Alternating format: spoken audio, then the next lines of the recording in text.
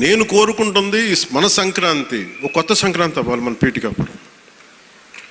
ఇది మీరందరూ నా కుటుంబ సభ్యులు. మీకు ఆనందం ఇవ్వడమే నా పని. ఆనందం ఇవ్వడం అంటే మళ్ళీ ఇంటికి వచ్చి డ్యాన్స్ చేయమనేరా? అంటే మీరు బలం అవ్వడానికి నేను మీకు చేదోడు వాదోడు అవుతాను. అలాగే మా ఇంటికి వచ్చే పేరెంటాలకు వచ్చే ఎన్ని పేరెంటాలు వస్తే పనే వాళ్ళు చేస్తారు, పనులు కూడా చేయాలి కదా. అలాగే సంక్రాంతికి నాకేమనిపించిందంటే పీఠికాపురం పర్మనెంట్గా ఒక సంక్రాంతి ఉత్సవాలకి పండగ కావాలి. అంటే ఇది సంక్రాంతి ఓణం ఎట్లా ఉంటుందంటే మాది కూడా మన హార్వెస్ట్ ఫెస్టివల్ మన కేరళలో.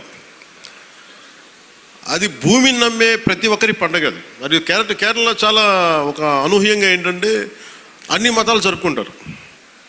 సో నా మనసులో కూడా మన సంక్రాంతి అన్ని మతాలు జరుపుకోవాలి. అది ప్రకృతి ఆరాధన నుంచి పుట్టిన మన సంస్కృతి ఇచ్చిన వారసత్వం ఇది. ఈ వారసత్వాన్ని భవిష్యత్ తరాలకి అందించడం మన బాధ్యత. ఈరోజు పీఠికాపురంలో జరుగుతున్న సంక్రాంతి సంబరాలు మనకి భవిష్యత్తులో అందరికీ అలాంటి జ్ఞాపకాలని ఇవ్వాలని మనస్ఫూర్తిగా కోరుకుంటున్నాను.